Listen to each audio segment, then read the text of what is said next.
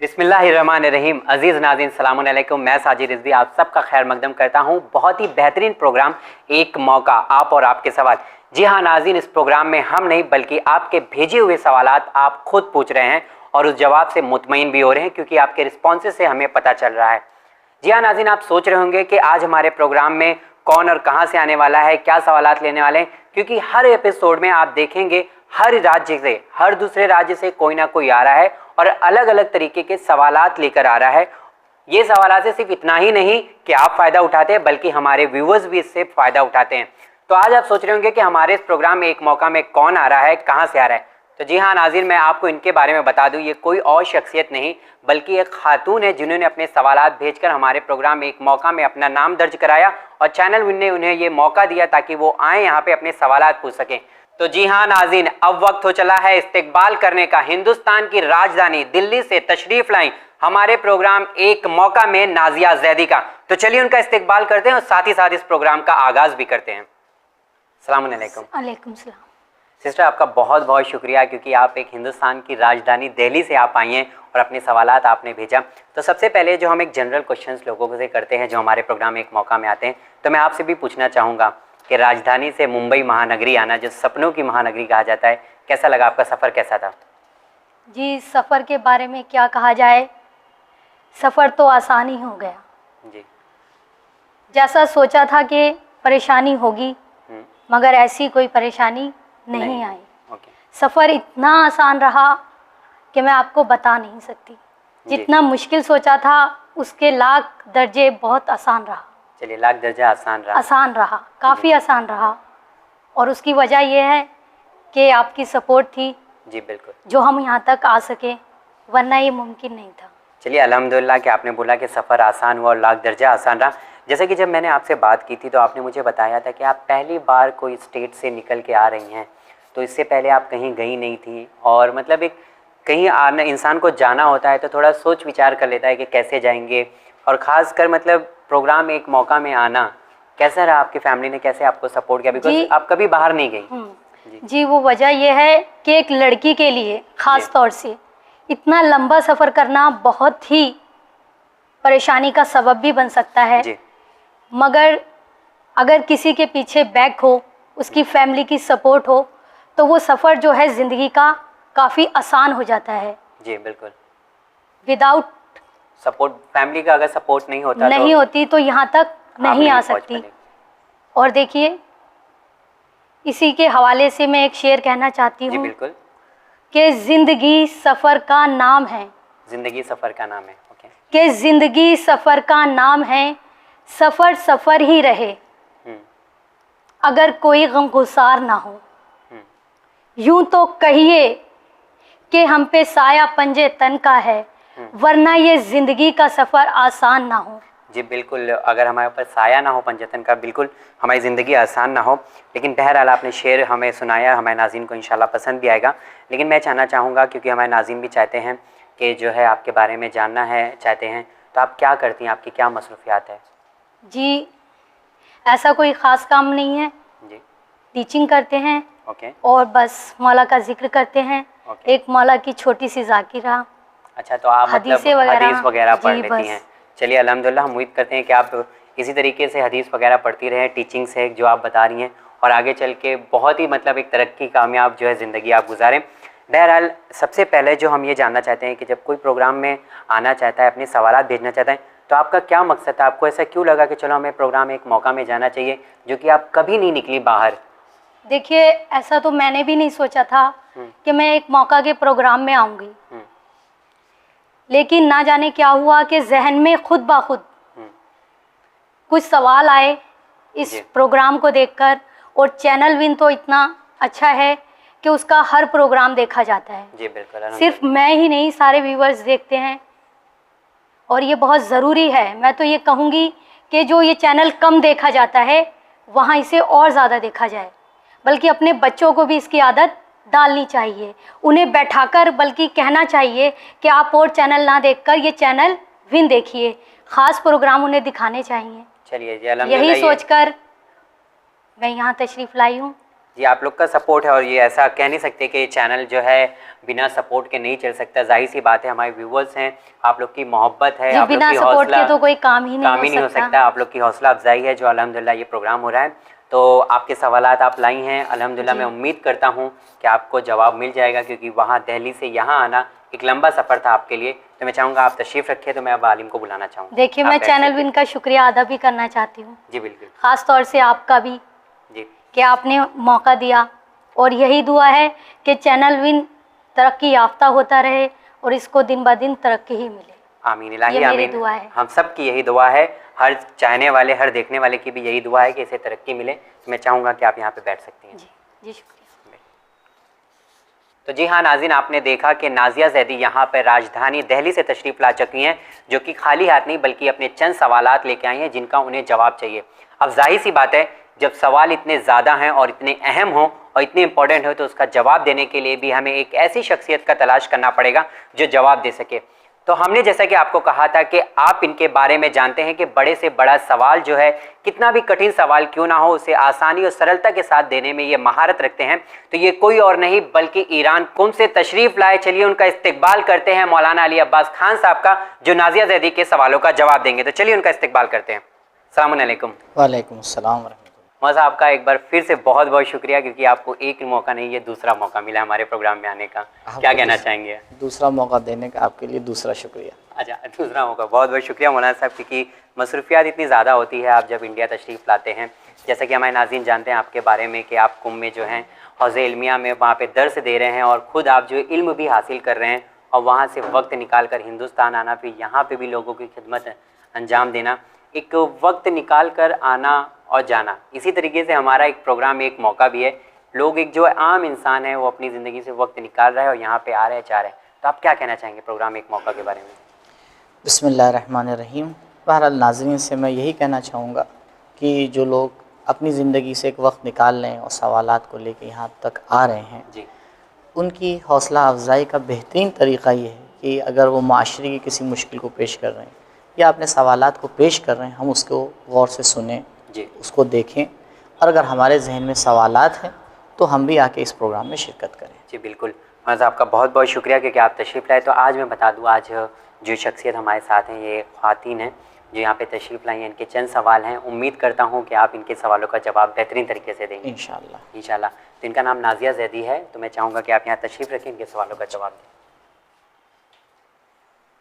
تو جی ہاں ناظرین، نازیہ زیدی تیار ہے اپنے سوالوں کو لے کر، اور جواب دینے کے لیے بھی ہمارے اسٹوڈیو میں آ چکے ہیں مولانا علی عباس خان صاحب، جن کے بارے میں نے پہلے بھی کہا تھا کہ جو ہے بڑے سے بڑا سوال ہو، کٹھن سے کٹھن سوال ہو، اس کا جواب دینے کے لیے بہت ہی زیادہ مہارت رکھتے ہیں. یعنی ایک ایسی شخصیت ہے جو بڑے سے بڑے سوال کو دینے میں آسان طریقے سے جو لاجیکل آنسر ہو وہ ہمیں سمجھ میں بھی آ جاتا ہے. لیکن دیکھنا یہ ہوگا کہ آج نازیہ زیدی جو راجدھانی دہلی سے آئی ہیں ہمارے اس پروگرام میں ایک موقع میں، کیا سوالات لے کر آئی ہیں. ان کے سوال یقیناً اتنے انٹرسٹنگ ہیں، کیا اس کا جواب مولانا علی عباس خان صاحب اسی طریقے سے دے پائیں گے جو امید لے کر وہ یہاں سپنوں کی مہانگری ممبئی میں آئی ہیں. میں ساجد رضوی آپ سے ضرور ملاقات کروں گا، لیکن یہ سوال و جواب کے سلسلے کے بعد. دیکھتے رہیے ایک موقع.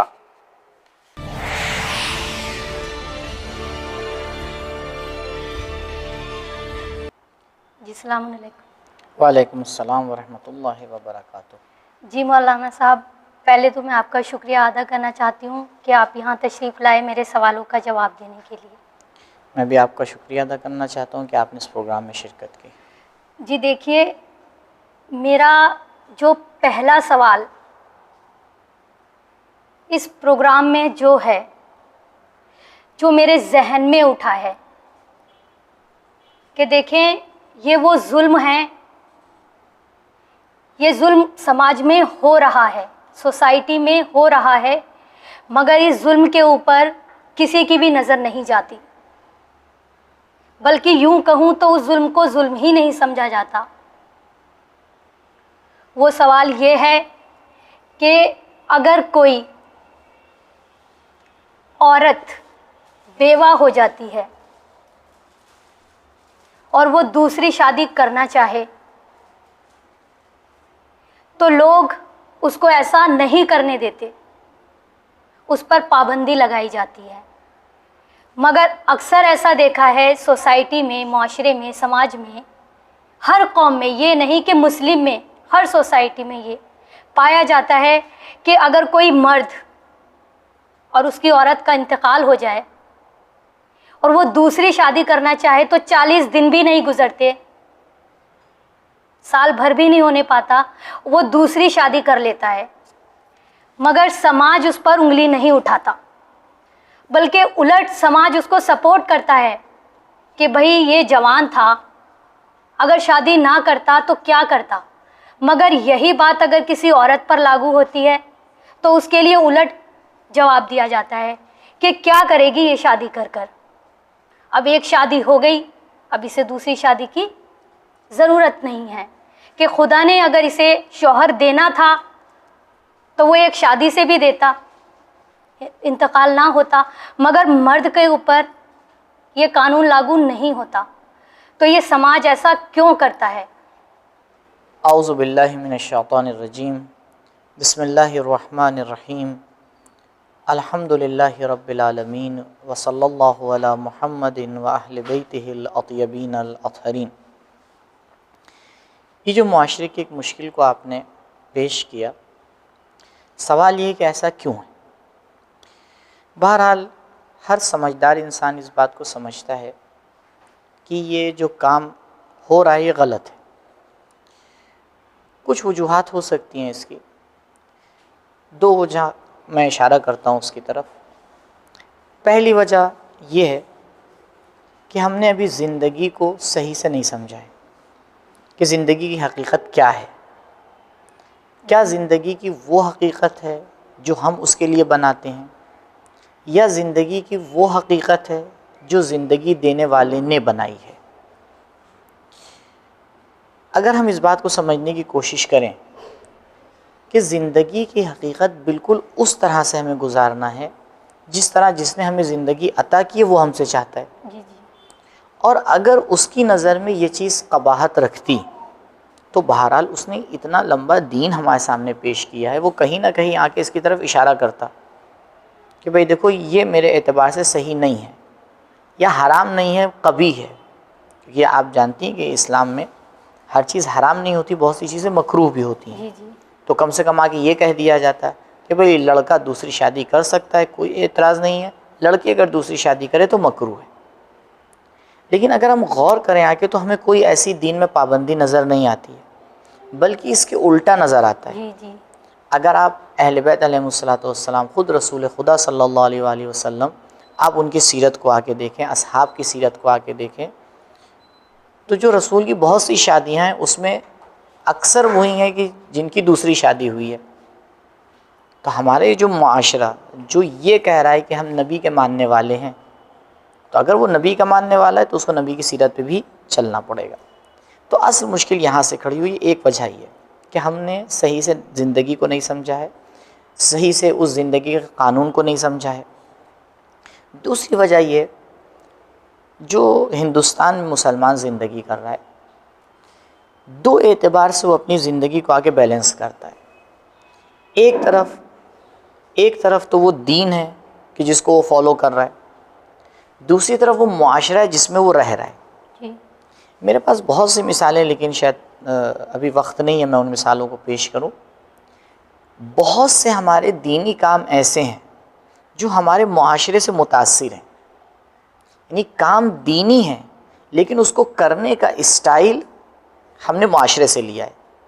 ہم جس سماج میں رہ رہے ہیں، کیونکہ ہم اکیلے نہیں ہیں اس سماج میں، ہمارے ساتھ دوسری قومیں بھی رہ رہی ہیں، جیسے آپ نے بھی اشارہ کیا، یہ فقط ہماری مشکل نہیں ہے، اور بھی معاشروں میں یہ مشکل پائی جاتی ہے۔ اگر ہم جا کے غور کریں، عین ممکن ہے کوئی ایسا مکتب، کوئی ایسا مذہب، کوئی ایسی سوچ ہو جہاں سے یہ سوچ نکل کر ہمارے درمیان آئی ہے۔ اگر ہم غور کریں تو اگر ہمارا یہ ماننا ہے کہ ہمارے پاس زندگی کا قانون موجود ہے تو ہمیں کوئی حق حاصل نہیں ہوتا کہ ہم کسی دوسری جگہ سے زندگی کے قانون کو لیں۔ تو اگر ہم چاہتے ہیں کہ یہ مشکل سولو ہو تو ہمیں ان دونوں مشکلات کے اوپر توجہ کرنا پڑے گی۔ پہلے سمجھنا پڑے گا کہ زندگی کی حقیقت کیا ہے، جس پروردگار نے ہمیں زندگی کا قانون دیا ہے، اگر اس کے سامنے یہ چیز صحیح ہے اور وہ اس چیز کو برا نہیں کہہ رہا ہے اور عقل بھی تائید کر رہی ہے کہ یہ ضرورت ہے اور اس کو ہونا چاہیے، تو بالکل معاشرے میں وہ لوگ جو سمجھدار ہیں، جو ایسے لوگوں کو سپورٹ کر سکتے ہیں، ایسا کام کروا سکتے ہیں، وہ قدم آگے بڑھائیں اور اس کام کو سنبھالیں۔ دوسری طرف سے ہم اس بات کے اوپر بھی غور کریں، دیکھیں کہ یہ مشکل آئی کہاں سے ہے، یہ سوچ کہاں سے ہمارے مکتب میں آ کے داخل ہو گئی۔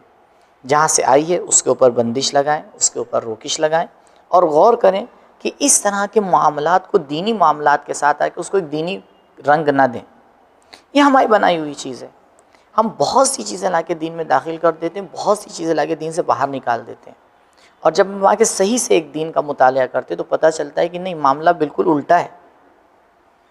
دین اسلام نہ صرف اس بات کی مخالفت نہیں کر رہا ہے، بلکہ سیرت سے پوری طرح سے اس بات کی تائید ہوتی ہے کہ معاملہ بالکل اس کے الٹا ہے۔ اور شروع اسلام کی اگر تاریخ کا مطالعہ کیا جائے اور دیکھا جائے تو آپ کو بہت سی ایسی مثالیں ملیں گی کہ جہاں پر ایک خاتون ہے، اس کا شوہر جنگ میں جاتا ہے، شہید ہو جاتا ہے، وہ دوبارہ آتی شادی کرتی ہے۔ بہت سی آپ کو ایسی مثالیں کہ خود رسول خدا صلی اللہ علیہ وآلہ وسلم کی زندگی میں ایسی مثالیں موجود ہیں۔ تو بہرحال یہ کم علمی ہے، دین کو نہ سمجھنا ہے، غلط جگہ پہ جذبات کا استعمال کرنا ہے، تفریق ڈالنا ہے، دوسرے مکاتب سے متاثر ہونا ہے۔ جن وجوہات کی وجہ کے اوپر یہ مشکل ہمارے سامنے آج پیش آتی ہے، اگر اس کو سولو کریں تو بہرحال یہ مشکل بھی انشاءاللہ سولو ہو جائے گی۔ جی مولانا، دین اسلام کیا کہتا ہے؟ کیا ایک عورت بیوہ جو ہے اس کا دوسری شادی کرنا جائز ہے یا ناجائز؟ اب آپ دیکھیے، اگر رسول ایک کام کر رہے ہیں تو وہ جائز ہے یا نہیں؟ جی جی، سیدھا میں نے آپ کی خدمت میں عرض کیا کہ رسول کے زمانے میں یہ کام ہوا ہے، سیرت میں یہ کام موجود ہے، روایات بھی موجود ہیں، اور اگر ادھر سے روایات نہ موجود ہو، منع کرنے کے لیے آپ کے پاس کوئی دلیل موجود نہیں ہے کہ آپ آ کے منع کر دیں، کہ آپ کو ایک دلیل اللہ کے پیش کریں کہ بھئی ہمارے پاس یہ ریفرنس موجود ہے، یہ آیت موجود ہے، یہ روایت موجود ہے، یہ اہل بیت کی سیرت میں سے یہ ایک طریقہ ہمارے پاس موجود ہے جس نے آ کے اس کام کو منع کیا۔ جب آپ کے پاس موجود نہیں، اس کا مطلب کیا ہے؟ اگر یہ چیز اسلام میں غلط ہوتی تو اسلام اس کو آ کے پیش کرتا۔ جی میں یہ پوچھنا چاہتی ہوں کہ کیا بیوہ عورت کی شادی کرانا ثواب کا کام ہے یا گناہ کا کام ہے؟ دیکھیے، خود اصل شادی کرانا یہ ثواب کا کام ہے۔ اب جہاں پر یہ روایات آئی ہیں، ان روایات نے کہیں آ کے یہ نہیں کہا ہے کہ وہ شادی پہلی مرتبہ ہو رہی ہے، دوسری مرتبہ ہو رہی ہے، تیسری مرتبہ ہو رہی ہے، کوئی فرق نہیں، کیونکہ دیکھیے ایک ضرورت ہے۔ یہ ضرورت کیا آپ کو لگتا ہے صرف پہلی شادی سے پوری ہو جاتی ہے، بعد میں نہیں ہوتی؟ بھئی اگر وہ ضرورت بعد میں بھی موجود ہے تو جس طرح سے پہلے اس کو سالو کرنے کے لیے قدم اٹھایا جا رہا تھا اور ثواب مل رہا تھا، اسی طرح سے دوسرے مرحلے میں بھی اگر قدم اٹھایا جائے گا تو وہی ثواب ہے اور وہی ضرورت ہے اور وہی طریقہ کار ہے۔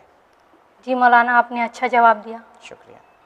دوسرے سوال کی جانب بڑھتے ہیں کہ دوسرا سوال یہ ہے کہ دیکھیے، یوں تو محبت کو، جو سماج میں محبت پائی جاتی ہے عام سوسائٹی میں، اس کو صحیح نظر سے نہیں دیکھا جاتا، کہ محبت کو گناہ مانا جاتا ہے۔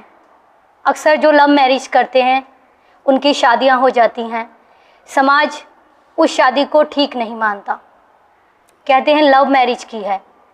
لیکن میں یہ پوچھنا چاہتی ہوں کہ اب یہاں جناب زلیخا کا واقعہ سب جانتے ہیں، جو حضرت یوسف کے عشق میں مبتلا ہو گئی تھیں۔ تو میں پوچھنا یہ چاہتی ہوں کہ خدا جناب زلیخا کی محبت کو جائز طریقے سے دیکھتا ہے کیسے؟ مطلب کیا مرتبہ ہے ان کی محبت کا؟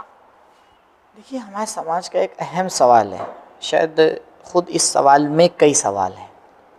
سب سے پہلا سوال یہ ہے، خود حقیقت محبت کو کیا ہم سمجھ پائیں؟ ہماری نظر میں محبت کی کیا ڈیفینیشن ہے؟ کیا دو لوگوں کا ایک دوسرے سے رابطہ یہ محبت ہے؟ کیا حقیقت ہے؟ دیکھیے، ہمارے سماج میں ایک جملہ مشہور ہے اور آپ نے بھی سنا ہوگا اور بہت زیادہ مشہور ہے، اور بار بار اس کو دہرایا جاتا ہے اور اس کا سہارا لیا جاتا ہے اپنے کام کی توجیہ کے لیے۔ وہ جملہ یہ ہے، آپ اگر کسی جوان سے پوچھئے کہ بھائی، معمولاً یہ ہوتا ہے کہ جب اس طرح کا واقعہ ایک فیملی میں پیش آتا ہے تو ماں باپ، پیرنٹس جو ہوتے ہیں وہ آ کے مخالفت کرتے ہیں۔ اب آ کے اس سے کہتے ہیں کہ بھائی سنبھل کے چلو، اپنی زندگی کو دیکھ کے چلو، یہ سب نہ کرو۔ تو آ کے ایک جواب دیتا ہے کہ محبت کی نہیں جاتی ہے، محبت ہو جاتی ہے۔ اب یہاں پہ اس کا جواب دینا مشکل ہو جاتا ہے کہ بھائی اب یہ کام میرے ہاتھ میں ہی نہیں ہے۔ لیکن دو طریقے سے اس کے اوپر غور کرنے کی ضرورت ہے۔ اگر ہم آیے مودت کو دیکھیں، آیے مودت ایک بہت اہم آیت ہے اور بہت غور سے اس کو سمجھنے کی ضرورت ہے۔ پروردگار آ کے یہ کہہ رہا ہے قُلْ لَا أَسْأَلُكُمْ عَلَيْهِ أَجْرًا إِلَّا الْمَوَدَّةَ فِي الْقُرْبَى۔ اب میرا سوال خدا سے ہے، پروردگار تو کیا ایسے کام پر مجھے ثواب دے سکتا ہے جو میرے اختیار میں نہیں ہے؟ یا اگر میں نہ کروں اس کام کو تو کیا اس کام کی وجہ سے تو مجھے جہنم میں بھیج سکتا ہے جو میرے اختیار ہی میں نہیں ہے؟ اگر یہ کانسیپٹ صحیح ہے کہ محبت ہو جاتی ہے کی نہیں جاتی، تو بھائی محبت تو ہمارے ہاتھ میں نہیں ہے، تو پھر یہ کیوں کہا جاتا ہے کہ اہل بیت سے محبت کیجیے؟ جی مولانا، محبت ہاتھ میں کیسے نہیں ہے؟ ہاں یہی عرض کرنا چاہ رہا ہوں۔ دیکھیے ایک مقدمات ہوتے ہیں، یعنی کچھ سیڑھیاں ہوتی ہیں جس کو طے کرنے کے بعد انسان اس مرحلے تک پہنچتا ہے، اور جب اس مرحلے تک پہنچتا ہے تو اس کو بڑھانے کا اور اس کو کم کرنے کا دونوں کا اختیار اس کے ہاتھ میں ہوتا ہے۔ دین اسلام نے شروع میں آ کے منع کیا مکس گیدرنگ، محرم اور نامحرم کا رابطہ، اس کو آ کے منع کیا، لیکن ہمارا جوان نہیں مانا، جی بات چیت شروع ہوئی، قدم آگے بڑھا، اب ایک حرام ذریعے سے ایک رابطہ بنا۔ اب یہ رابطہ جب بن گیا، اب اس سے منع کیا جاتا ہے، تو وہ کہتا ہے ابھی اب تو یہ ہم یہاں تک کے آگے۔ لیکن اگر غور کیا جائے یہ رابطہ کیسے بنا، دھیرے دھیرے دھیرے دھیرے آ کے اس اسٹیج کے اوپر یہ مسئلہ پہنچا ہے، تو جیسے یہ مسئلہ یہاں تک کہ پہنچے اسی کو دھیرے دھیرے دوسری اسٹیج سے لا کے ختم بھی کیا جا سکتا ہے۔ کہنا یہ چاہ رہا ہوں کہ محبت ایک فعل اختیاری ہے، یعنی پروردگار نے انسان کو یہ اختیار دیا ہے کہ یہ اس کام کو کرے یا نہ کرے، لیکن اس کو کرنے کے لیے کچھ ذمہ داریاں ہوتی ہیں جس کو یعنی کچھ کام ہوتے ہیں جو وہ کرتا ہے جب یہ کام ہو جاتا ہے، یا کچھ چیزیں ہوتی ہیں جسے اسے ترک کرنا پڑتا ہے۔ جو مثال آپ نے پیش کی جناب زلیخا والی، اس میں اگر آپ نے غور کیا ہو، دیکھیے پروردگار سورہ یوسف کو نام دے رہا ہے احسن القصص۔ اتنے سورہ ہیں قرآن کے اندر، 114 سورہ میں خدا کو کوئی اور سورہ نہیں ملا تھا کہ جس کا نام وہ رکھے احسن القصص۔ جی کیوں رکھا اس کا احسن القصص؟ کیونکہ اس سورہ کے اندر پروردگار کا جو مقصد ہے کائنات کو خلق کرنے کا وہ پورا ہو رہا ہے۔ اگر اس سورہ کو آپ دیکھیں اور دوسرے سورہ سے آ کے آپ کمپیئر کریں تو آپ کو پتہ چلے گا یہ تنہا سورہ ہے جس میں ایک کہانی بالکل شروعات سے اسٹارٹ ہوتی ہے اور پوری آخر تک بہت اچھی طریقے سے جا کے ختم ہو جاتی ہے۔ کسی بھی دوسرے سورہ کو اٹھا کے دیکھیں آپ کو وہاں یہ نہیں ملے گا، یہ ایک سورہ ہے۔ کیوں پروردگار ایک نبی کی زندگی کو اس کے ایک خواب سے آ کے شروع کرتا ہے، یا ابت انی رأیت احد عشر کوکبا، یہاں سے یہ سورہ شروع ہو رہا ہے کہ والد محترم میں نے جو ہے وہ خواب میں یہ دیکھا۔ اب یہ خواب سے یہ قصہ شروع ہو رہا ہے اور آخر میں جا کے وہ خواب تعبیر ہوتا ہے۔ ہم اس پورے واقعے میں ایک سیناریو کو بیچ میں نکال کے نہیں فیصلہ لے سکتے ہیں کہ جناب زلیخا کو محبت ہو گئی۔ جناب زلیخا کی محبت جناب یوسف سے اس پورے واقعے کا ایک حصہ ہے۔ اگر ہمیں اس کے بارے میں صحیح فیصلہ لینا ہے تو ہمیں شروع سے لے کے اینڈنگ تک سورہ یوسف کو آ کے دیکھنا پڑے گا کہ کیوں پروردگار نے آ کے اس کو پیش کیا، ہم اس سے کیا نتیجہ لے سکتے ہیں، یہ ہمارے لیے کیا پیغام لے کے آ رہا ہے۔ پیغام یہ ہے، دیکھیے میں خلاصہ اس کو آپ کے سامنے عرض کروں۔ پروردگار چاہتا ہے کہ انسان کمال تک پہنچے، جی اسی کمال تک پہنچانے کے لیے پروردگار نے ہمیں خلق کیا۔ کمال تک پہنچنے کے لیے اس نے عبادت کو ذریعہ بنایا اور عبادت کو ہماری زندگی میں لا کے رکھا کہ ہم عبادت کریں اور عبادت کے ذریعے کمال تک پہنچیں۔ لیکن انسان اتنی آسانی سے عبادت نہیں کرتا ہے کیونکہ اس کو لگتا ہے عبادت میں سختی ہے، عبادت میں مشکلات ہیں۔ اب ہمارے پاس کوئی ایک ایسا سورس ہونا چاہیے کہ جو ہمارے لیے عبادت کو آسان بنا دے۔ تنہا وہ سورس جو مشکل سے مشکل عبادت کو آسان سے آسان بنا دیتا ہے وہ ہے محبت۔ رسول خدا صلی اللہ علیہ وآلہ وسلم ہماری طرح نماز شب نہیں پڑھتے تھے۔ ہمارے لیے رات کے ایک حصے میں اٹھ کے 11 رکعت نماز شب پڑھنا ایک مشکل کام ہے۔ 90 سے 99% ہماری عوام اس کام کو نہیں کر پاتی، واجب نماز نہیں پڑھ پاتی، مستحب نماز اور نماز شب کی بات تو دور ہے۔ لیکن وہ انسان رات میں 5 مرتبہ اٹھ کے نماز شب پڑھتا ہے۔ رسول گرامی صلی اللہ علیہ وآلہ وسلم کی نماز شب کا طریقہ کیا تھا؟ آپ اٹھتے تھے 2 رکعت نماز شب پڑھتے تھے، اس کے بعد سوتے تھے، پھر اٹھتے تھے، پھر 2 رکعت نماز شب پڑھتے تھے، پھر سوتے تھے، پھر اٹھتے تھے، پھر 2 رکعت نماز شب پڑھتے تھے، پھر سوتے تھے۔ یہ کون سی طاقت ہے جو انسان سے یہ کام کروائے لے رہی ہے؟ وہ کون سی طاقت ہے کہ انسان اپنی جان کو ہتھیلی پہ رکھ کے پروردگار کے لیے جنگ میں چلا جاتا ہے؟ یہ طاقت سوائے محبت کے اور کچھ نہیں ہے۔ اگر انسان کے دل میں صحیح محبت آئے تو یہ محبت انسان سے وہ کام کروا سکتی ہے جو عام حالت میں انسان وہ کام نہیں کرے گا۔ پروردگار انسان کو سورہ یوسف میں یہ سکھانا چاہ رہا ہے کہ دیکھو، اگر محبت خدا کے لیے ہے، اگر محبت اس راستے میں ہے کہ جس راستے میں پروردگار چاہتا ہے۔ جی مولانا، یہاں روک کر آپ سے ایک بات پوچھنا چاہتی ہوں کہ جناب زلیخا نے جب جناب یوسف سے محبت کی تھی، جی اسٹارٹنگ میں اگر وہ واقعہ دیکھا جائے تو وہ جو محبت تھی ان کی جناب یوسف سے جائز طور پر نہیں تھی۔ ٹھیک شوہر موجود تھا، ٹھیک پھر بھی وہ ان کے عشق میں مبتلا ہو گئیں۔ ٹھیک مگر ایک مدت کے بعد جب وہ ضعیفہ ہو گئیں اور ان کی محبت کو جناب یوسف سے مڑ کر جب انہوں نے خدا کو پہچانا تو خدا نے انہیں انعام کے طور پر، میری سوچ ہے، میرا خیال ہے کہ خدا نے جو انہیں جوانی دوبارہ عطا کی تھی وہ انہیں ایک انعام دیا تھا۔ جی، یہی میں آپ کے سامنے عرض کر رہا ہوں کہ آپ آخر تک آ کے اس واقعے کو صحیح سے دیکھیں۔ شروع میں وہ واقعہ جیسے شروع ہوتا ہے جیسے آپ نے عرض کیا، لیکن وہ اصل واقعہ کہاں پہ آتا ہے؟ جب وہ خاتون آ کے اپنا رابطہ پروردگار سے آ کے جوڑتی ہے۔ شاید آپ نے اس جملے کو سنا ہوگا۔ یہ جملہ کس کا ہے؟ یہ جملہ خود جناب زلیخا کا ہے کہ جب ان سے آ کے ذکر کیا جاتا ہے اور پروردگار کی محبت ان کے دل میں آتی ہے تو اس کے مد مقابل دوسری ساری محبتیں پھیکی پڑ جاتی ہیں جس کے لیے اب تک انہی نے محنت کی تھی۔ کیوں ایسا ہوا؟ پروردگار یہ ہمیں سکھانا چاہ رہے ہیں کہ دیکھو، تم اپنی زندگی میں جن محبتوں کو اصل سمجھ رہے ہو، ایک وقت وہ آئے گا کہ تم خود سمجھ جاؤ کہ وہ محبتیں مناسب نہیں ہیں، اور جس محبت کو تم زندگی کے آخری لمحے میں اس کو تم شروع میں حاصل کرو۔ اسی لیے روایات میں ہے کہ پروردگار اس جوان کو بہت زیادہ چاہتا ہے جو جوانی میں خدا سے محبت کرتا ہے، عبادت کرتے ہیں۔ یہ جملہ بہت زیادہ مشہور ہے کہ اے کاش جوان کو پتہ ہوتا اور بوڑھا کر سکتا ہوتا۔ پرابلم کیا ہے؟ جوان کو پتہ نہیں ہے کہ جوانی میں کیا کرنا ہے، بوڑھا جب اس اسٹیج میں پہنچتا ہے تو وہ کر نہیں سکتا ہے۔ تو اگر اس کی جگہ بدل دی جائے تو معاملہ بالکل صحیح ہے۔ پروردگار سورہ یوسف میں یہی دکھا رہا ہے کہ جوانی میں جناب زلیخا کو جو کرنا تھا، جو پتہ ہونا تھا، وہ پتہ نہیں تھا۔ اب بڑھاپے میں جو کرنا تھا وہ کر نہیں سکتی تھی، لیکن پروردگار نے صلہ یہ دیا کہ اس بڑھاپے کو جوانی میں بدل دیا۔ یہ ہمیں اس سورہ سے درس لینا ہے۔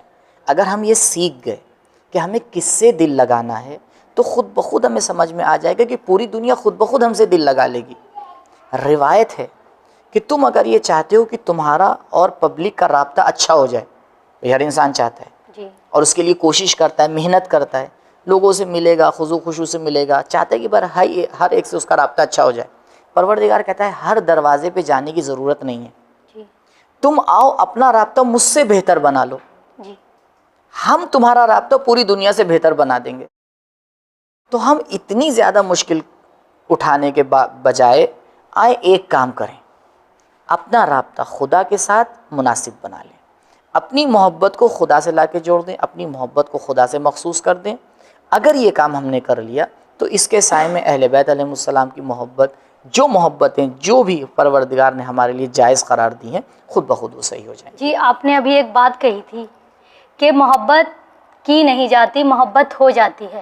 یہ صحیح نہیں ہے، یہ صحیح نہیں ہے۔ جی، آدمی کو عقل دی گئی ہے، دماغ دیا ہے خدا نے، تو یہ بات کیسے صحیح ہے کہ محبت کی نہیں جاتی ہو جاتی ہے؟ جیسے کہ معاشرے میں دیکھا جا رہا ہے کہ لڑکے بگڑتے جا رہے ہیں، لڑکے یا لڑکیاں دیکھا جاتا ہے اپنی قوم سے باہر نکل کر وہ ایسے شخص کا ہاتھ پکڑ لیتے ہیں کہ جس میں کوئی خوبی نہیں پائی جاتی۔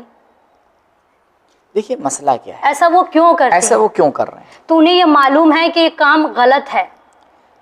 چلیے، ہو سکتا ہے انہیں معلوم ہو یا ہو سکتا ہے معلوم نہ ہو۔ اس مسئلے کو اگر ہم تھوڑا کھول کے بیان کریں، پروردگار نے جس طرح ہمیں یہ طاقتیں دی ہیں اسی طرح اس کے سائیڈ میں ایک اور چیز خلق کی ہے جس کا نام ہے شیطان۔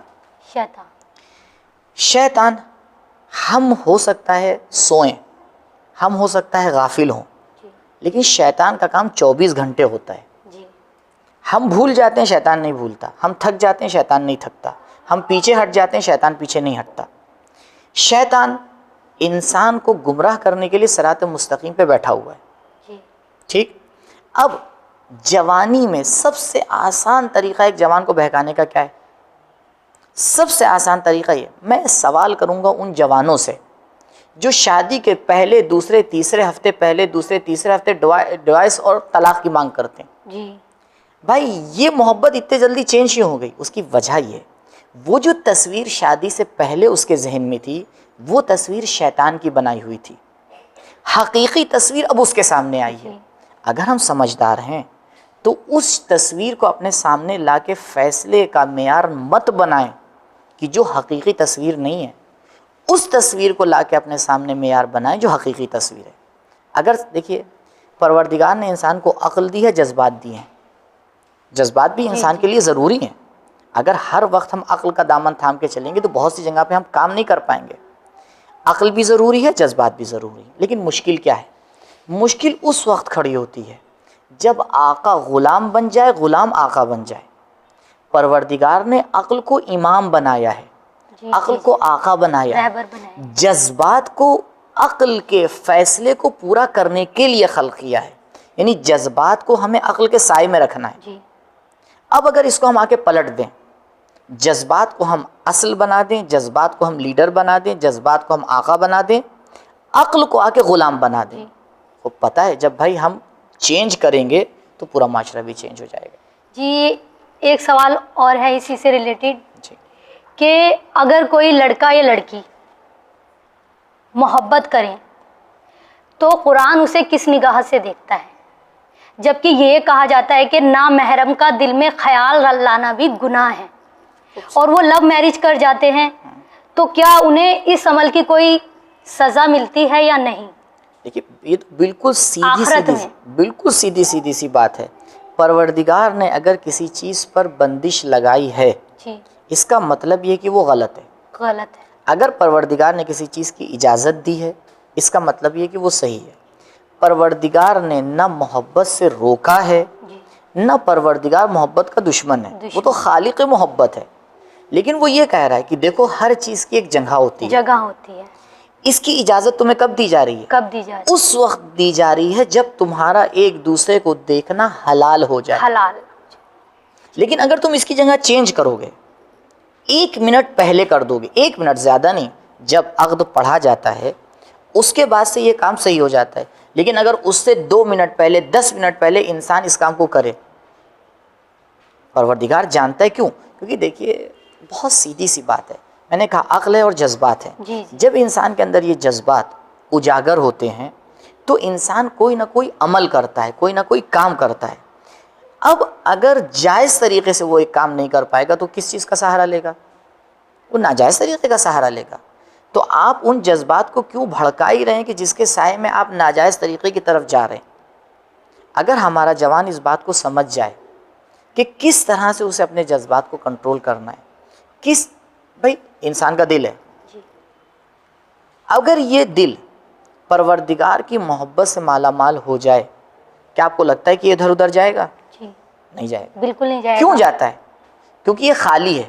جی اس کو کوئی کام ہم نے نہیں، اس کو اللہ کی محبت سے لبریز کر دینا نہیں چاہیے. کیا. اب جب نہیں کیا تو پتہ ہی پھر جب اللہ نہیں آئے گا تو غیر اللہ آئے گا. غیر اللہ. خالی گھر کہتے ہیں شیطان کا ہوتا ہے. تو بھائی جب پروردگار نے اس کو بنایا تھا اپنی محبت کے لیے، القلب عرش الرحمن، مومن کا قلب رحمان کا عرش ہوتا ہے. تو جب رحمان کے عرش کو ہم نے رحمان سے خالی کر دیا تو شیطان آ کے اس کے اندر بسیرا کرتا ہے. یہ سیدھی سی بات ہے. میں آپ سے ایک سوال کروں. بہرحال آپ سوال کرنے کے لیے آئی ہیں، لیکن ایک سوال میں آپ سے کرتا ہوں. ہم کیوں اہل بیت سے محبت کرتے ہیں؟ ہم اہل بیت سے کیوں محبت کرتے ہیں؟ ہم ان کے چاہنے والے. کیوں؟ ہم شیعہ قوم میں پیدا ہوئے ہیں. نہ پیدا ہوتے ہمیں منزلیں ملتی تو ہم آئی جاتے راستے پر. دیکھیے مسئلہ یہیں پر ہے. ابھی آج تک ہم نے بیٹھ کے اپنی زندگی کے مین سوال کا جواب نہیں دیا ہے. کیوں ہم اہل بیت سے محبت کرتے ہیں؟ میں آپ کو بہت سیدھا جواب دوں. اس لیے اہل بیت سے محبت کرتے ہیں کیونکہ خدا نے کہا ہے. خدا نے کہا ہے. اگر خدا نہ کہتا تو ہم اہل بیت سے بھی محبت نہ کرتے، کیونکہ ہماری کوئی رشتہ داری نہیں ہے. لہٰذا اصل محبت پروردگار کی محبت. اگر اس محبت کے اوپر ہم آ گئے، اس محبت کے سائے میں ہم سب کچھ کرنے کو تیار ہیں، بس یہ طے ہو جائے کہ اس نے کہا ہے۔ امام حسین علیہ السلام ایسے ہی پورے خاندان کو لے کے کربلا نہیں پہنچ گئے تھے، صرف اس لیے پہنچ گئے تھے کہ ان کے دل میں خدا کی محبت تھی۔ خدا کے محبت کے آگے امام حسین نے بہن کی محبت، بھائی کی محبت، بیٹے کی محبت، بچے کی محبت، جوان کی محبت، بھانجے کی محبت، تمام محبتوں کو قربان کر دیا، صرف اس لیے کیونکہ امام حسین علیہ السلام کو خدا سے محبت تھی۔ اس خدا کی محبت کے سائے میں اتنا بڑا کارنامہ انجام پایا، لہٰذا ہماری ضرورت ہے۔ دیکھیے آپ نے یہ ٹاپک چھیڑا ہے، ابھی شاید ہمیں بہت سے ناظرین یہ سوچ رہے ہوں کہ پتہ نہیں کہاں سے آ کے ٹاپک لے کے بیٹھ گئیں، لیکن میرا یہ ماننا ہے کہ ہماری زندگی کا یہ اصل ٹاپک جی، یہ ٹاپک اٹھانے کا یہ جو سوال میں نے کیا اس کی وجہ ہے، کیونکہ بہت سے جو لڑکا یا لڑکی ہیں وہ بگڑتے چلے جا رہے ہیں۔ جی، اس کے بگڑنے کی وجہ یہی ہے کیونکہ ہم بہت سی یہاں باتوں تک کہ کو اپنے گھر والوں سے بغاوت کر بیٹھتے ہیں۔ ایک لڑکا بالکل جو کرے اپنے گا، ماں باپ کے سامنے آواز تک نہیں اٹھاتا، مگر اس ناجائز محبت کی طرف جا کر وہ بھٹک جاتا ہے۔ تو دیکھیں میں ایک یہی بات یہ سوال دیکھوں، اس پہ غور اسی لیے کریے، اٹھایا ہے کہ گھر میں پریشانیاں بڑھ رہی ہیں۔ بڑھ رہی ہیں۔ ایک میں آپ کو ایک مثال دینا چاہ رہا ہوں۔ محبت سچی ہوتی ہے، جھوٹی ہوتی ہے، ٹھیک؟ جو محبت کرے گا وہ تو کہے گا سچی ہے۔ میں جواب اسی کا دینا چاہ رہا ہوں۔ اتنی بڑی طاقت ہے یہ، میں نے بھی آپ کے سامنے عرض کیا کہ پروردگار نے انسان کو کمال کے لیے خلق کیا، کمال تک پہنچنے کے لیے عبادت کو بنایا، عبادت کا ایک سورس بنایا، وہ ہے محبت۔ یہ اتنا عظیم سورس ہے، یہ اتنا بڑا پاور ہے۔ جھوٹی محبت میں آپ کو پتہ ہے کتنی طاقت ہوتی ہے؟ سچی محبت کی بات نہیں کر رہا ہوں، خدا کی محبت کی بات نہیں کر رہا ہوں، جھوٹی محبت کی بات، جس کی ابھی آپ نے مثال دی۔ یہ جوان جس کو 20 سال 25 سال والدین نے پوری محنت کے ساتھ پالا ہے، پوسا ہے، بڑا کیا ہے، ایک جھوٹی ناجائز محبت کے سامنے گھر والوں تک کو وہ چھوڑنے اتنا کے لیے جھک جاتا ہے تیار کہ اس ہو محبت کو بھول جاتا ہے، گھر والوں کو چھوڑ کر بھی چھوڑ کے چلا جاتا ہے۔ اس میں غلطی کس کی ہے؟ سب سے پہلے غلطی والدین کی ہے۔ کیوں؟ کیونکہ انہی نے اپنی اولاد کی اس طرح سے تربیت کی ہی نہیں۔ آپ کو کون سی ایسی فیملی ملے گی کہ جس فیملی میں ماں باپ بیٹا جو جوان ہو رہا ہے اس سے بیٹھ کے یہ ٹاپک چھیڑا جائے؟ کیونکہ ہمارے کیا رائج ہی نہیں یہ ٹاپک چھیڑنا۔ ابھی آپ پہ بھی بہت سے اعتراض ہو سکتے ہیں کہ آپ نے یہاں یہ ٹاپک چھیڑ دیا، لیکن یہ ٹاپک جب تک ہماری سمجھ میں نہیں آئے گی، جب پروردگار اس چیز کو قرآن میں لا کے بیان کر رہا ہے، سورہ مبارک بقرہ میں، الذین آمنوا اشد حبا للہ، وہ لوگ جو پروردگار کے اوپر ایمان لے کے آئے ہیں وہ سب سے زیادہ پروردگار سے محبت کرتے ہیں۔ لیکن جب ہمیں معلوم ہی نہیں کہ محبت کی ڈیفینیشن ہے کیا، محبت کی شرائط ہیں کیا، محبت کیسے ہوتی ہے، محبت کیسے غلط ہوتی ہے، کیسے صحیح ہوتی ہے، تو ہم کس طرح سے صراط مستقیم پہ چلنے کے حقدار ہیں؟ لہٰذا بہت ضروری ہے کہ ہم اس مسئلے کو آسانی سے اپنے جوانوں کے لیے پیش کریں، ان کو بتائیں کہ بھائی ہر نگاہ صحیح نہیں ہوتی، ہر قدم صحیح نہیں ہوتا، اگر تمہارا قدم خدا کے بتائے ہوئے راستے کے ساتھ ہے صحیح ہے، نہیں ہے تو غلط ہے، اب چاہے وہ کسی کی بھی محبت ہو۔ جی مولانا، اگلا سوال یہ ہے کہ یہ جو سوال ہے یہ بہت پیچیدہ سوال ہے، آپ پھر کہیں گے کہ آپ کیسے سوال پوچھ رہے ہیں، لیکن کیا کہا جائے، ذہن میں آیا ہے تو پوچھنا ضروری ہے۔ اب دیکھیں یہ جو سوال ہے آپ کو ہو سکتا ہے عجیب لگے کہ مسئلہ بہت پیچیدہ ہے، کہ دیکھیں ایک لڑکی کی شادی ہو جاتی ہے، اب وہ شادی سے پہلے اسے عزاداری کا بہت شوق، لیکن اس کو ایسا شوہر مل جاتا ہے کہ وہ نہ خود عزاداری کرتا ہے، نہ کہیں عزاداری میں جانے دیتا ہے، نہ کسی بھی طرح کی سپورٹ کرتا ہے، بلکہ اگر وہ جانے کے لیے بھی کہے تو اس کو روک کر گھر پر بیٹھا دیتا ہے۔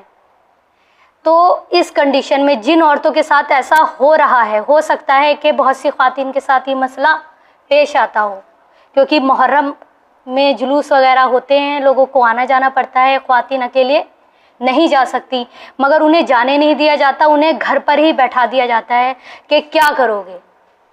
تو ایسی کنڈیشن میں اگر ایک عورت کو ایسا شوہر مل جائے تو کیا اسے عزاداری کو ہی ترک کر دینا چاہیے یا اپنے شوہر سے لڑ کر آگے بڑھ کر جلوس میں جانا چاہیے, زیارت کرنا چاہیے؟ سیدھی سی بات ہے, پروردگار نے قانون بنایا ہے. وہ قانون یہ ہے کہ اگر ایک زوجہ گھر سے باہر جانا چاہتی ہے تو اسے اپنی شوہر کی اجازت مست ہے.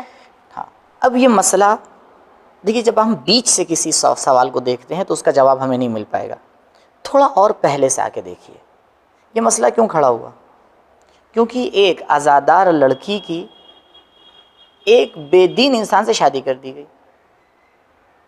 یہ مسئلہ اس لیے کھڑا ہوا نا. جی مولانا, پہلے تو کسی کا نیچر ہم اتنا قریب سے جان ہی نہیں سکتے. بالکل جان سکتے ہیں. کیوں ہم آ کے جو اسلام نے شادی کا طریقہ بتایا ہے اس کے اوپر عمل نہیں کرتے؟ کیوں ہم آ کے یہ دیکھتے ہیں کہ یہ لڑکا بہت اچھی جاب کرتا ہے, 40,000 روپے کما رہا ہے, گاڑی سے چلتا ہے, کیوں ہم نے آ کے ایک بار اس کی زندگی کو جا کے نہیں کھنگالا؟ کیوں آ کے ہم نے اس کے دوستوں سے سوال نہیں کیا, اس کے محلے والوں سے سوال نہیں کیا, جہاں وہ جاب کرتا ہے ان لوگوں سے جا کے سوال نہیں کیا کہ یہ ہے کیسا؟ جب ہم نے پیسے کو دیکھ کے آ کے شادی کر دی اور ہم نے یہ نہیں دیکھا کہ ہماری لڑکی کا تقاضا کیا ہے, وہ کیسے لڑکے سے شادی کرنا چاہ رہی ہے, تو نتیجہ تو یہ نکلے گا ہی. یہ تو خدا نے قانون بنا رکھا ہے کہ کبھی کبھی ایسا ہوتا ہے, بہت جگہ پہ ایسا ہوتا ہے کہ ایک بار غلطی کی جاتی ہے, آخری عمر تک کے انسان اس کا بھگتان بھگتتا ہے. آپ یہ نہیں کہہ سکتے کہ ابھی آنکھ کو اندھا کر دیا گیا ہے تو کیونکہ ابھی کیا گیا تو 2 منٹ بعد صحیح ہو جائے گی. نہیں, اب یہ کام ہو گیا, اب تیر کمان سے نکل چکا. لیکن اب یہ لڑکی کیا کرے, اس کے لیے کیا کیا جا سکتا ہے؟ مولانا, کوئی پیرنٹس جان کر تو اپنی لڑکی کی شادی غلط جگہ کرتا نہیں ہے. جان کے نہیں کرتا ہے, لیکن جو طریقہ ہے اس نے نہیں اپنایا ہے. یہ جان کر کرے یا جہالت میں کرے, دونوں چیزیں ایک ہیں. بھئی ذمہ داری کیا تھی آپ کی؟ یعنی سارے قصوروار ماں باپ. یہاں پر قصوروار ماں باپ ہیں. یہاں پر قصوروار وہ ہے جو اس رشتے کو کر رہا ہے. لڑکی تو کچھ بول ہی نہیں سکتی اس مسئلے میں. کیوں نہیں بول سکتی ہے؟ کیا لڑکی اپنے ماں باپ سے نہیں بتا سکتی ہے کہ اسے کیسے شوہر کی ضرورت ہے؟ کیا اس کی کوئی خواہشات نہیں ہے؟ کیا اسلام اس کو منع کر رہا ہے؟ اپنے پیرنٹس کے آگے بولنا غلط کہا جاتا ہے. یہ آپ نے اسلام بنایا ہے. ایک ہے سماجی اسلام, ایک ہے حقیقی اسلام. ایک وہ اسلام ہے جو رسول خدا مدینے میں لے کے آئے, ایک وہ اسلام ہے جو ہم نے اپنے معاشرے میں بنا رکھا ہے. ساری مشکلات اس اسلام کی ہیں جو ہم نے بنایا ہے. جب ہم ناقص ہیں تو ہمارا بنایا ہوا دین بھی ناقص ہوگا. یعنی اس کیس میں تو ماں باپ قصوروار ہو جائیں گے. ٹھیک, اس کے علاوہ کوئی اور کیس ہے آپ کے سامنے؟ لیکن یہاں پر میں ایک جملہ اور کہنا چاہوں گا. اور ہمیں ایسا لگے شادی سے پہلے رشتہ آیا, ہمیں معلوم ہے کہ اوپر سے وہ لڑکا اچھا لگے جی, اور اس کی تعریف بھی ہو, لیکن بعد میں وہ اپنا نیچر خود ہی چینج کر دے, پہلے دکھانے کے لیے ہو جائے. ٹھیک ہے, کہتے ہیں نا کہ دکھانے کی بات اور ہوتی ہے, کرنے کی بات اور ہوتی ہے, اندر کچھ باہر کچھ. ہاں, کچھ ایسے کیسز ہو سکتے ہیں, ایسے کیسز ہوتے ہیں. اب یہاں پہ لڑکی کیا کرے, یہی سوال ہے آپ کا کہ بھائی اب فرض کیجئے یہ ہم نے سوچ کے تو ہم نے اچھا ہی کہا تھا کہ بھئی یہ لڑکا دیندار ہے, لیکن بعد میں وہ اپنا نیچر چینج کر دیتا ہے, رویہ ہی تبدیل کر دیتا ہے. شادی سے پہلے اگر گھر والوں سے ملا تو بالکل اس ٹائپ کا لگا کہ عزادار ہے, چاہنے والا ہے, لیکن دھیرے دھیرے یہ بات لوگوں پر کھل کر سامنے آ گئی کہ نہ وہ خود جاتا ہے نہ اپنی زوجہ کو جانے دیتا ہے. ٹھیک ہے, تو پھر اس کنڈیشن میں کیا عورت کو کرنا چاہیے؟ اس کنڈیشن میں کیا کرنا چاہیے, اس کی کیا ذمہ داری؟ دیکھیے, سب سے پہلی ذمہ داری یہ ہے, یہاں پہ خاتون آ کے یہ سوچتی ہے کہ میرے اوپر ظلم ہو گیا, اور ہو گیا, بالکل صحیح بات ہے. ظلم تو بہت بڑا ہے کہ ہمارا دل کر رہا ہے کہ ہم جلوس میں جائیں, زیارت کریں. جی, میں اسی کا جواب دے رہا ہوں. یہاں پر یہ خاتون آ کے یہ سوچ رہی ہے کہ میرے اوپر ظلم ہوا, میں انکار نہیں کر رہا ہوں. جی, مسئلہ یہ ہے, ظلم ہونا اور ظلم کا علاج کرنا دونوں. جب کسی کے اوپر ظلم ہوتا ہے, جب کسی کے ساتھ زیادتی ہوتی ہے, وہ مسئلہ اور زیادہ اس لیے بگڑ جاتا ہے کیونکہ اس کو یہ نہیں پتہ ہوتا کہ اس کا علاج بھی کیا جا سکتا ہے. وہ اس کا علاج کرنے کی نہیں سوچتا اور اس کو زیادہ سہتا رہتا ہے, اور زیادہ مظلوم بنتا چلا جاتا ہے. لیکن اگر یہی مظلوم اس کو یہ بتا ہو کہ بھائی اس پرابلم کا کوئی نہ کوئی علاج ہے, دیکھیے سیدھا سیدھا علاج جس کو شروع کیا جا سکتا ہے وہ یہ ہے, وہ لڑکی کیوں آزادار ہے؟ بھائی وہ لڑکی اس لیے آزادار ہے کیونکہ بچپنے سے اس کو بتایا گیا, اس کو سیکھا, اس کے ذہن میں ایک چیز کی اہمیت ہے, اس کو پتہ ہے. تو یہاں پہ جو مشکل پیش آئی ہے کہ یہ لڑکی آزادار ہے, لیکن اس کی شادی ایک ایسے لڑکے سے ہو گئی جو شاید پہلے دیکھنے میں ظاہر میں عزادار تھا، اچھا تھا، دیندار تھا، لیکن اب نہیں ہے۔ دیکھیے یہاں پر جو کہا جا سکتا ہے وہ یہ ہے، یہ لڑکی کوشش کرے، میں نے آپ کے سامنے عرض کیا کہ یہ آ کے سمجھ لینا کہ ہمارے ساتھ زیادتی ہوئی ہے اور پھر آ کے چپ بیٹھ جانا اور کچھ نہ کرنا، یہ اس کام کو اور آگے بڑھاوا دے دیتا ہے۔ یہاں پہ ایک سیدھا طریقہ کاری ہے کہ یہ کوشش کرے کہ جو آپ میں اچھی صفت ہے وہ اچھی صفت دوسرے میں بھی آئے۔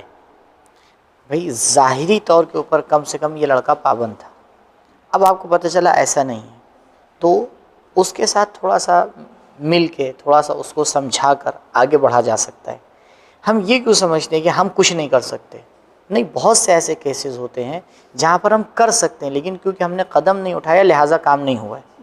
لہٰذا کوشش کریں کہ یہ مسئلہ دھیرے دھیرے سالو ہو جائے، اور کبھی کبھی اس میں ضد کرنا، بحث کرنا مسئلے کو اور زیادہ بگاڑ دیتا ہے، لیکن اگر ذرا سا صبر سے کام لیا جائے، مثال کے طور پر ایک بار، دو بار، تین بار سامنے والی کی آپ نے بات کو مان لیا، لیکن دھیرے دھیرے اب اس کو آپ نے سمجھایا کہ بھئی یہ ہماری زندگی کی ضرورت ہے، اسلام اس طرح سے کہہ رہا ہے، تو مسئلہ ایک حد تک کہ سالو ہو جاتا ہے۔ پھر ایک اور کام جو یہاں پہ کیا جا سکتا ہے وہ یہ کہ جو بڑے ہیں، جو لگتا ہے کہ اس لڑکے کے اوپر اثر رکھتے ہیں، وہ لڑکا ان کی بات کو مانتا ہے، ان کو بیچ میں انوالو کر کے اس مسئلے کو سالو کیا جائے۔ انشاءاللہ پروردگار بھی مدد کرتا ہے، ایسا نہیں کہ جو ہے وہ مسائل رہ جائیں۔ ہاں ہو سکتا ہے ایک آدھ کیس ایسا بھی ہم کو ملے زندگی میں کہ یہ تمام کام کرنے کے باوجود بھی مسئلہ سالو نہ ہو، تو جو آخری بات بچتی ہے وہ یہ ہے کہ اب ایک رشتہ طے ہو چکا ہے، ایک زندگی آگے بڑھ چکی ہے، جو یہاں پر صبر کے ساتھ زندگی کو آگے بڑھائے، بہرحال اس کا ایک اجر ہے اور پروردگار اس کے اس اجر کو محفوظ رکھے گا۔ جی مولانا، اگر کنڈیشن یہاں تک آ جائے کہ ساری کوششیں بیکار ہو جائیں اور اس کے باوجود بھی وہ نہ مانے، تو عزاداری کو چھوڑ دیں، اسی کے ساتھ رہے، اسی کے ساتھ اسی کے ساتھ رہے۔ دیکھیے عزاداری میں ضروری انسان گھر سے باہر جائے، گھر میں رہ کے بھی عزاداری کی جا سکتی ہے، اکیلے رہ کے بھی عزاداری کی جا سکتی ہے، لیکن اس رشتے کو محفوظ رکھنا اور اس کو آگے بڑھانا یہ پہلی ہماری ذمہ داری ہے۔ اس کا مین سولیوشن یہ ہے کہ سمجھایا جائے، اصلی خود سمجھائے، دوسروں کو انوالو کر کے سمجھائے۔ اگر خدا نخواستہ کسی بھی طرح نہیں مسئلہ حل ہو رہا ہے تو پھر وہاں پر ضروری ہے کہ ہم اس میں آ کے صبر سے کام لیں۔ جی میرا اگلا سوال ہے کہ قرآن یہ کہتا ہے کہ خدا جسے چاہتا ہے ہدایت دیتا ہے اور جسے چاہتا ہے گمراہی میں چھوڑ دیتا ہے، تو یعنی جسے ہدایت مل گئی اس پر تو خدا کا کرم ہو گیا، اور جسے خدا نے گمراہ چھوڑ ہی دیا ہے تو اس میں اب اس کا کیا قصور ہے کہ جب خدا نے اسے گمراہ چھوڑ دیا، اب اس کی ہدایت کرنے والا جب خدا ہی نہیں رہا تو پھر اور شخص کیسے بن سکتا ہے؟ جی دیکھیے یہ اہم سوال ہے۔ تعز من تشاء و تذل من تشاء، پروردگار عزت دیتا ہے، پروردگار ذلت دیتا ہے، پروردگار ہدایت دیتا ہے، پروردگار جو ہے وہ جسے چاہتا ہے ہدایت دے دیتا ہے، جسے چاہے دیتا ہے گمراہ کر دیتا ہے۔ لیکن مسئلہ یہ کیا صرف ہمیں قرآن میں یہی آیات ملی ہیں؟ بھئی اس کے مد مقابل دوسری آیات بھی ہیں۔ اس آیت کو بیان کرنے سے پہلے میں ایک بات کہنا چاہوں گا آپ سے، وہ یہ ہے، دیکھیے پروردگار متعال حکیم ہے، حکیم کا کوئی بھی فعل حکمت سے خالی نہیں ہوتا۔ ہماری ذمہ داری یہ ہے کہ ہم اس حکمت کو سمجھیں۔ ہم یہ سمجھتے ہیں کہ ایک انسان جو اس دنیا میں آیا ہے وہ انسان جیسا خدا نے چاہے ویسا بنے گا، نہیں، اگر ایسا ہی ہوتا تو پھر انسان کو اختیار کیوں دیا گیا ہے؟ انسان کو عقل کیوں دی گئی ہے؟ کیا پروردگار یہ نہیں کہہ رہا ہے اِنَّا هَدَيْنَاهُ السَّبِيلَ إِمَّا شَاكِرًا وَإِمَّا كَفُورًا، ہم نے انسان کو صراط مستقیم کی ہدایت دے دی، اب چاہے وہ اس کو مانے چاہے وہ اس کو نہ مانے۔ دیکھیں اکثر انسانوں کی صلاحیت، یہ جو ہدایت کا مسئلہ ہے، کیوں انسان کی ہدایت نہیں ہو پاتی؟ وہاں پہ کئی پرسنٹ وہ خود ذمہ دار ہوتا ہے، کئی پرسنٹ معاشرہ ذمہ دار ہوتا ہے، کئی پرسنٹ اس کے ماں باپ ذمہ دار ہوتے ہیں۔ یہ تمام چیزیں جب ہاتھ سے ہاتھ ملاتی ہیں تب ایک انسان آ کے گمراہ ہوتا ہے۔ گمراہی کے باوجود بھی اس کی زندگی میں ایسے مرحلے آتے رہتے ہیں کہ جہاں پر اس کو ہدایت ہو سکتی ہے، لیکن وہ اپنی دل کی آواز کو نہیں سنتا، بہت سے ایسے انسان ہیں، شاید آپ کے لیے بھی موقع پیش آئے، اور اکثر لوگوں کے لیے آتا ہے کہ جب وہ غلطی کرتے ہیں تو ایک اندر سے ایک آواز ان کو آ کے بتاتی ہے کہ تم نے غلطی کی ہے۔ اب اگر انسان اس آواز کو سن رہا ہے اور پلٹ کے ایک بار غور کر رہا ہے کہ یہ جو غلطی ہوئی ہے میں اس کو صحیح کروں، لیکن اگر اس نے اس کو دبا دیا اور اس آواز کو نہیں سنا اور اس کی ہدایت نہیں ہوئی، تو یہاں پر غلطی کس کی ہے؟ خود اس کی یا پروردگار نے ایسا کیا ہے؟ جو بھی کام کائنات میں ہو رہا ہے وہ خدا ہی کر رہا ہے، خدا کر رہا ہے، لیکن خدا ایسے ہی نہیں کر رہا ہے کہ بس دل چاہا کسی کو ادھر بھیج دیا، دل چاہا اس کو بھیج دیا۔ آگ جلاتی ہے، یہ سورہ مبارک واقعہ کی ایک آیت ہے بہت ہی خوبصورت۔ اَأَنتُمْ تَزْرَعُونَهُ أَمْ نَحْنُ الزَّارِعُونَ، پروردگار کسان سے سوال کر رہا ہے، اَأَنتُمْ تَزْرَعُونَهُ، تمہیں لگتا ہے کہ تم اس دانے کو زمین کے اندر بوتے ہو اور اس میں سے پیڑ نکلتا ہے؟ جی۔ ام نحن الزارعون، یا یہ کام ہم کرتے ہیں؟ کسان یہ سمجھتا ہے کہ یہ کام وہ کر رہا ہے، پروردگار کہہ رہے ہیں نہیں، یہ کام ہم کر رہے ہیں، تم ذریعہ ہو۔ جو بھی کائنات میں کام ہو رہا ہے اس کام کا کرنے والا لا حول ولا قوت الا باللہ، کوئی طاقت اور قدرت پروردگار کے متعلق اس کائنات میں ہے ہی نہیں۔ تو لہٰذا ایک معنی میں کہا جا سکتا ہے کہ پروردگار کر رہا ہے، لیکن حقیقی معنی میں دیکھا جائے تو اس کے اسباب کون فراہم کر رہا ہے؟ وہ انسان فراہم کر رہا ہے۔ اگر وہ انسانی گمراہی کے راستوں کے اوپر نہ چلتا تو کیا گمراہ ہوتا؟ اگر وہ اس نے شیطان کی بات کو نہ سنا ہوتا تو کیا گمراہ ہوتا؟ تو مسئلہ یہ ہے کہ ہدایت کے راستے انسان کے سامنے کھلے ہوئے ہیں، گمراہی کے راستے بھی اس کے سامنے کھلے ہوئے ہیں، پروردگار نے اس کو ہدایت دینے کے لیے عقل دی ہے، قرآن بھیجا، اہل بیت بھیجے، انبیاء بھیجے، سب کچھ انتظام کر دیا۔ اس طرف نفس امارہ ہے، شیطان ہے، دنیا کے یہ بہکاوے ہیں، دنیا کی خوبصورتیاں ہیں، چمک دمک ہے۔ اب جب اس جنگ میں آ کے انسان بیچ میں کھڑا ہوتا ہے، ایک طرف اچھائی ہے ایک طرف برائی ہے، تو اب یہاں پہ پروردگار نے اس کو عقل کے ساتھ فیصلہ لینے کے لیے چھوڑ دیا ہے۔ تو عز من تشاء تو ذل من تشاء، اگر تم ہدایت پہ چل رہے ہو تو چلنے کی طاقت ہم دے رہے ہیں، اگر تم گمراہی پہ چل رہے ہو تو وہاں بھی چلنے کی طاقت ہم ہی دے رہے ہیں، لیکن اختیار تم کر رہے ہو۔ یعنی اگر چور چوری کر رہا ہے تو اسے طاقت خدا دے رہا ہے، بے شک خدا دے رہا ہے، برے کام کے لیے۔ جی، طاقت تو کوئی اور نہیں دے رہا ہے، لیکن چوری کون کر رہا ہے؟ مسئلہ یہ چور کر رہا ہے، چور کر رہا ہے۔ دیکھیے چاقو تو خدا چاہے تو اس سے سلب کر سکتا ہے، چھین سکتا ہے، اگر چھین لے گا تو پھر جنت و جہنم کا کیا فائدہ؟ دے دی ہے طاقت، اختیار دیا، اختیار ہے کہ تم نیک کام کرو گے یا برے کام کرو، تو دونوں کی طاقت خدا ہی دے رہا ہے۔ جی جی، چاقو آپ کے ہاتھ میں، اب آپ چاہے پھل کاٹیے چاہے سر کاٹیے، چاہے سر کاٹی، تو آپ تو یہ نہیں کہہ سکتے جب ہم سر کاٹنے چلے تو چاقو نہ کاٹے، لیکن جب پھل کاٹنے چلے تو کاٹے۔ یعنی خدا ظالم کی، وہ جو جملہ ہے کہ خدا ظالم کی رسی دراز کرتا ہے، مہلت دیتا ہے اسے، مہلت دیتا ہے اسے کہ برے کر کام سکتا ہے سے کرو۔ لیکن بعد میں ہم تم سے آ کے سوال کریں گے کہ جب ہم نے سارے ہدایت کے راستے تمہارے لیے کھول رکھے تھے تو تم نے کیوں بند کیا؟ جی یہ اب تم ذمہ دار ہو۔ جی، میرا اگلا سوال یہ ہے کہ ہر مسلمان جب ایک لڑکا یا لڑکی کی شادی ہوتی ہے تو آگے بڑھ کر کہتا ہے کہ ہمارا مہر فاطمی ہونا چاہیے، لیکن فاطمی دہیج کی بات نہیں کرتا۔ یہ مدعا کیا ہے؟ بلکہ آج کل یہ دیکھا جا رہا ہے کہ لوگ اپنے لڑکوں کو پڑھا لکھا لیتے ہیں، MBA کراتے ہیں، بڑے بڑی ڈگریاں حاصل کراتے ہیں، اس کے باوجود میں نے خود اپنی آنکھوں سے دیکھا ہے، خود کہتے ہوئے سنا ہے کہ بھئی ہم نے اپنے لڑکے کو اتنا پڑھایا لکھایا، اتنا اسے MBA کرایا، اس پر اتنا پیسہ صرف کیا، تو اب ہم کیوں نہ وصولیں؟ تو پہلے ان ماں باپ سے یہ پوچھنا چاہیے کہ شادی تجارت ہے یا ایک رابطہ ہے؟ نہیں، وہ کھل کر کہتے ہیں بھئی ہم نے بیٹا آپ پر اتنا پیسہ لگایا، ٹھیک ہے، کس لیے لگایا؟ اب ہم آپ کی شادی کر رہے ہیں، آپ کو ایک لڑکی کو دے رہے ہیں، احسان کر رہے ہیں، مطلب ایک احسان کرتے ہیں وہ ایک لڑکی پر اپنے لڑکے کی شادی کر کر، تو اسی طرح سے لڑکی کے ماں باپ بھی احسان کرتے ہیں، اس کو اس بات پر کوئی توجہ نہیں دیتا۔ تو یہ تو ہمارے معاشرے کی غلطیاں ہیں کہ ہم کدھر توجہ دے رہے ہیں، کس طرف توجہ نہیں دے رہے ہیں۔ صرف اس کا ایک راستہ ہے، وہ یہ کہ اگر آپ کو لگ رہا ہے کہیں ایسا کام ہو رہا ہے تو اگر آپ سمجھا سکتی ہیں آپ آگے بڑھ کے سمجھائیے، اگر کوئی اور سمجھا سکتا ہے وہ سمجھائے۔ یہ معاشرے میں ہیں مشکلات، لیکن ہماری ذمہ داری یہ کہ ہم ان مشکلات کو کس طرح سے صحیح کریں، ان غلطیوں کو کس طرح سے صحیح کریں۔ یہ غلطیاں اس وقت صحیح ہوں گی جب ہم معاشرے کی سوچ کو بدلیں گے۔ ہم ایک طرف سے مسئلے کو دیکھ رہے ہیں، جیسا آپ نے کہا جی کہ لڑکے کے ماں باپ یہ کہہ رہے ہیں کہ ہم نے اتنا لڑکے کو تیار کیا، جی تو اسی طرح لڑکی کے ماں باپ بھی کہہ سکتے ہیں کہ ہم نے لڑکی کو اتنا تیار کیا۔ جی، اور سوال یہ ہوتا ہے کہ ہم تو جہیز لیں گے کیوں؟ کیونکہ ہم نے اس پر اتنا پیسہ خرچ کیا ہے.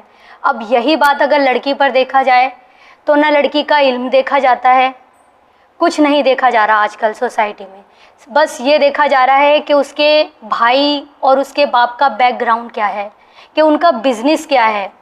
شادی کرنے سے پہلے یہ سوال نہیں اٹھایا جاتا کہ لڑکی کا علم کیا ہے. سوال یہ کیا جاتا ہے کہ لڑکی کا باپ کیا کاروبار کرتا ہے، لڑکی کا بھائی کیا کاروبار کرتا ہے. تو علم کے اوپر توجہ نہیں دی جا رہی ہے.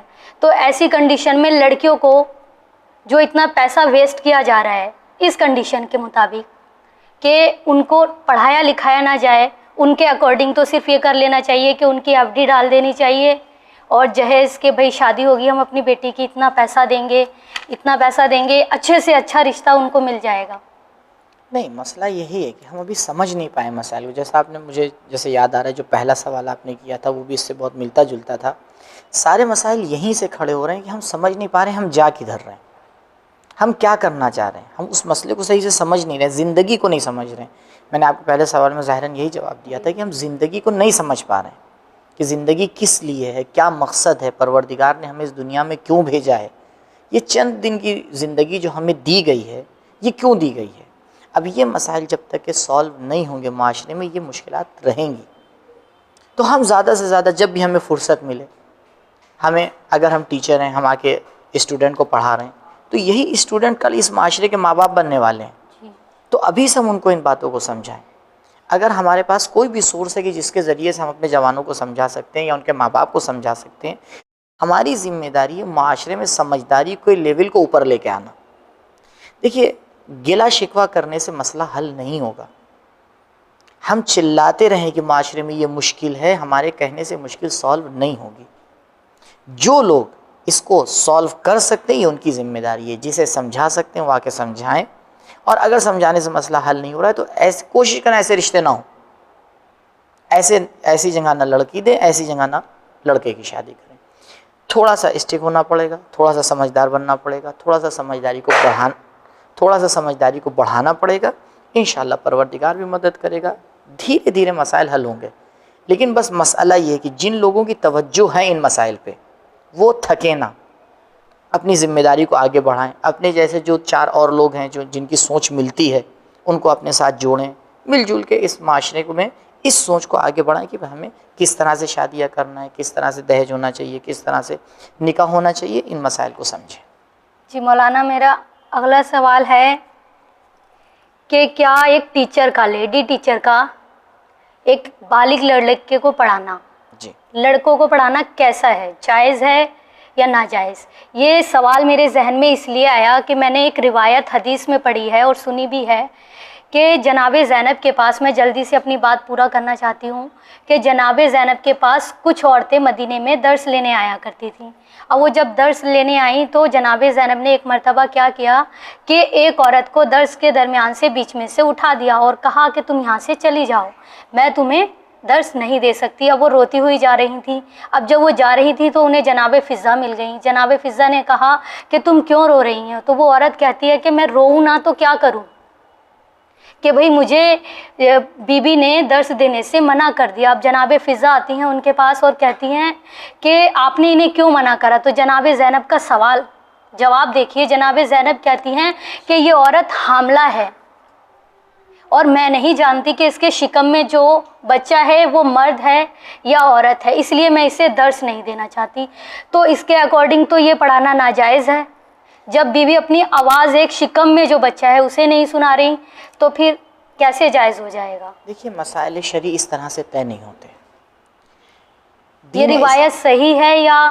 میں اس روایت کو میں نے پہلی بار سنا ہے اور بہرحال چیک کرنا پڑے گا، دیکھنا پڑے گا ہے ایسی روایت یا نہیں. جی، بڑے عالم کی منہ سے میں نے حدیث میں پڑھی ہے. نہیں، بغیر دیکھے میں نہیں کہہ سکتا. اب وہ چاہے کوئی عالم، جب تک معصوم نہ کہے میں کسی کی بات نہیں سن سکتا. اگر معصوم خود مجھ سے کہے یا میں ایسی کتاب میں پڑھوں کہ جو مجھے پتا ہے کہ معصوم کی باتوں کو نقل کر رہی ہے تو بات ٹھیک ہے. لیکن فی الحال جو آپ نے مسئلہ پیش کیا ہے اس کا میں جواب آپ کو دوں. دیکھیے، ایک ہمارے پاس طریقہ ہے، ایک قانون ہے جہاں سے ہم اپنے مسائل کو آ کے حل کرتے ہیں، وہ ہے تقلید. یہ جو مسئلہ آپ نے پیش کیا یہ محرم اور نامحرم کے رابطے کا مسئلہ ہے. اس مسئلے کو سولو کرنے کے لیے ہم سیدھے جائیں گے اپنے مجتہد کے پاس، جی اس سے جا کے سوال کریں گے.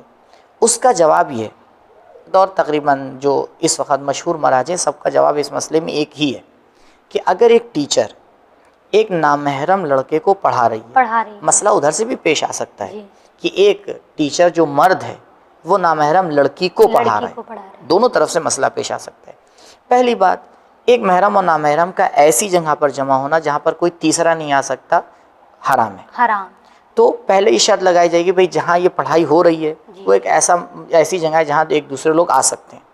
ثانیاً ہمیں اور اس بات کی ہمیں توجہ رکھنا ہے کہ وہاں پہ کوئی فتنہ اور فساد نہیں پھیلے گا. جی اگر ہم اس کی ذمہ داری لے رہے ہیں جی تو یہ پڑھانا صحیح ہے، لیکن ہم اگر اس بات کی ذمہ داری نہیں لے سکتے تو یہ پڑھانا صحیح نہیں ہے. البتہ ان مسائل میں جتنا زیادہ احتیاط کیا جائے بہتر. بھئی اگر ایک لڑکے کو پڑھانے کے لیے آپ کو ایک ٹیچر مل رہا ہے، مرد مل رہا ہے، تو کوئی ضرورت نہیں آپ ایک خاتون کو لے کے آئیں. ہاں ہو سکتا ہے کہ بھئی آپ ایک ایسے سبجیکٹ کو پڑھوانا چاہ رہے ہیں کہ جو آپ کے شہر میں کوئی ایسا مرد نہیں جو اسے پڑھا پائے، تو وہ الگ ایک مسئلہ ہوتا ہے کہ وہاں پہ پھر مجبوری ہوتی ہے. تو وہاں پر جو دوسری کنڈیشن ہے اس کو لگا کر مسئلے کو سمجھ کر اس مسئلے کو سولو کیا جا سکتا ہے. کوئی اتنی بڑی مشکل نہیں ہے، یعنی پڑھا سکتے ہیں لیکن ان تمام شرائط کو نظر میں جی رکھتے ہوئے کہ سناٹا نہ ہو، اکیلے نہ ہو، اور کوئی مشکل نہیں کھڑی ہو سکتی. جو رابطہ ہے وہ بھی کوئی مشکل نہیں کھڑی کرے گا، پڑھا سکتا ہے. جی مولانا شکریہ، بہت شکریہ، اچھے جوابات ملے مجھے، شکریہ اپنی امید سے بڑھ کر. انشاءاللہ.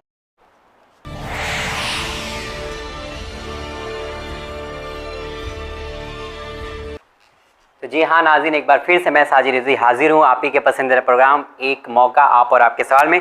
تو دیکھ رہے تھے کہ نازیہ کس طریقے سے سوال پوچھ رہی تھی، تو میں چاہوں گا کہ نازیہ آپ یہاں پہ تشریف لائیں. مولانا صاحب آپ سے بھی میں گزارش کروں گا کہ آپ یہاں پہ تشریف لائیں. تو ناظرین آپ دیکھ رہے تھے کہ نازیہ زیدی جو دہلی سے آئی تھی وہ کس طریقے سے یہاں پہ سوال کر رہی تھی. اور جہاں تک میں آپ سے پوچھنا چاہوں گا، جیسے میں نے آپ کا پروگرام دیکھ رہا تھا کہ آپ سوال کر رہی تھی، تو اب یہ میں پوچھنا چاہوں گا کیونکہ آپ نے بہت سوال کیے اور سوال کے اندر بھی سوال تھے آپ کے، تو میں پوچھنا چاہوں گا آپ سے، میں ایک سوال جو بہت ہی کٹھن سوال ہے اگر دیکھا جائے، کہ یقیناً آپ مطمئن ہیں کیونکہ آپ نے سوال کے اندر بھی سوال کیا ہے. تو اب یہ سوال ہے آپ سے کہ آپ مطمئن ہیں کہ نہیں؟ جی مطمئن ہو گئی ہوں. اور سوال کا تو ایسا ہے کہ یہ ذہن جو ہے سمندر ہے، ابھرتے ہی رہتے ہیں، ذہن میں سوال آتے ہی رہتے ہیں، لیکن مکمل ہو گئے ہیں جو سوال ذہن میں تھے. اور مجھے اتنے جوابات جو ملے ہیں بہت ہی اچھے ملے ہیں. کچھ باتیں ایسی تھیں جو میں گھر میں اکیلے ہی پڑھے سوچتی تھی کہ ایسا کیوں ہوتا ہے. مولانا سے میں نے کافی سوال پوچھے تو انہوں نے ایسے اطمینان بخش سوال کا جواب دیا ہے کہ اب گھر پر جا کر بھی ان سوالوں کو لے کر بے چینی نہیں ہوگی. چلیے ہم وہ ذہن میں آ چکے ہیں. چلیے ہم بہت بہت شکر گزار ہیں کہ آپ مطمئن ہیں، لیکن جب میں نے آپ سے پوچھا کہ آپ مطمئن ہیں تو آپ تھوڑا سوچ رہی تھی، ایسا لگ رہا تھا کہ آپ مطمئن نہیں ہیں. جی مطمئن تو یہ ہے کہ بھئی عالم سے اگر ملاقات کا موقع مل جائے، جیسا کہ آپ کے شو کا نام ہے ایک موقع، تو یہ تو قسمت سے ہی ملتا ہے. تو اب ایک ہی موقع میں فائدہ اٹھانے کی سوچ رہے تھے، جتنا اٹھایا گیا اتنا اٹھایا، کیونکہ عالموں کی صحبت ملنا بھی خدا کا ایک بہت بڑا کرم ہے. ظاہر سی بات ہے، ان کی زیارت کرنا بھی ثواب ہے. اور لیکن ایکچولی ہمارے کیا ہوتا ہے سسٹر کہ ہمارا پروگرام جو ہے لمیٹیڈ ہوتا ہے، ایک ڈیوریشنس ہوتا ہے جس کے بیچ میں نے بھی بہت کوشش کری کہ کم وقت میں ہی. چلیے بہت اچھا ہے کہ آپ نے کوشش کری، اور میں اس بات کی خوشی ہے کہ آپ مطمئن ہیں. بہرحال مولانا صاحب میں اب آپ سے پوچھنا چاہوں گا کہ ان کے سوال کیسے تھے؟ یقیناً یہ جو ہے سماج میں ہو رہی برائیوں کو دور کر پائیں گے؟ دیکھیے سوال جو اٹھائے گئے یہ وہ خاص چیزیں تھیں کہ جو ہمارے معاشرے کے اندر واقع مشکلات ہیں. میں یہ نہیں کہہ رہا ہوں کہ شاید میرے جواب سے سننے والا بہت مطمئن ہو گیا، لیکن ان سوالوں کا ایک فائدہ ہوتا ہے، وہ یہ کہ بہت سے لوگ یہی غلطیاں کر رہے ہیں لیکن وہ خود متوجہ نہیں ہے کہ یہ غلطی ہو رہی ہے. جب اس طرح کی بات ان کے کان میں پڑتی ہے تو وہ ایک دم سے متوجہ ہوتے ہیں کہ اچھا یہ غلط ہو رہا ہے. کیونکہ یہ ضروری نہیں کہ جو غلطی کر رہا ہے وہ متوجہ بھی ہو کہ غلط ہو رہا ہے، لیکن کم سے کم جب اس طرح کا سوال اٹھتا ہے، اس سے ہٹ کے کہ اس نے جواب سنا یا نہیں سنا، لیکن جب وہ سوال آتا ہے تو اس کے ذہن میں آتا ہے کہ اچھا یہ غلط ہو سکتا ہے. کیونکہ دیکھیے پہلا اسٹیج سامنے والے کو غلطی سے ہٹانے کا یہ کہ وہ یہ سوچے کہ یہ غلط ہو سکتا ہے. تو یہ سوال کم سے کم یہ کام کرتا ہے. اور پھر اس کے بعد اگر اس کو جواب سمجھ میں آ گیا اور اس نے آگے بڑھ کے اس کو حل کیا تو بہرحال یہ بہت اچھی بات ہے. اور انشاءاللہ اگر اس طرح کے سوالات معاشرے میں اٹھتے ہیں، کیونکہ سوال نہ اٹھنا ہی یہ بہت بڑی، اس سے پتہ ہے کہ قوم سو رہی ہے، لیکن سوال اٹھنا اس کا مطلب کہ ہاں بیداری آ رہی ہے، بیداری یعنی زندہ قوم ہے، زندہ ہو لوگ رہی زندہ ہے، ہیں۔ لوگ زندہ ہیں، اور پھر اس کے بعد پھر اس کا جواب اگر انشاءاللہ خدا توفیق دے کہ یہ جواب آگے تک پہنچیں، اثر کریں، لوگ اس کے اوپر عمل کریں۔ بہت بہت شکریہ مولانا صاحب، آپ نے بہترین طریقے سے جواب دیا، اور آپ کو بھی بہت بہت شکریہ۔ مولانا صاحب یہ ایک موقع کا جو ٹوکن آف لو ہے، یہ ٹرافی ہے جو چینل وین کی طرف سے دیا جاتا ہے جی جس میں پارٹیسپیٹ کرتا ہے، تو میں چاہوں گا کہ نازیہ کو آپ یہ اپنے ہاتھوں سے دیں۔ جی نازیہ پلیز۔ مبارک ہو، مبارک۔ جی شکریہ۔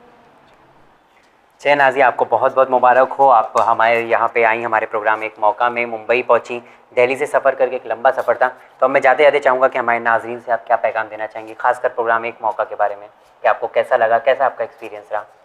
میں سارے ویورز سے بس یہی کہنا چاہوں گی کہ اگر ان کے ذہن میں بھی کوئی سوالات آتے ہیں تو وہ ضرور تشریف لائیں اور یہاں آ کر ایک چانس لیں، ایک موقع لیں، کیونکہ یہ ان کی زندگی کا ایک گولڈن چانس ہے جو انہیں خدا نے عطا کیا ہے، اور اگر کوشش کریں گے تو الحمدللہ آپ کو یہاں آنے کا پورا موقع دیا جائے گا۔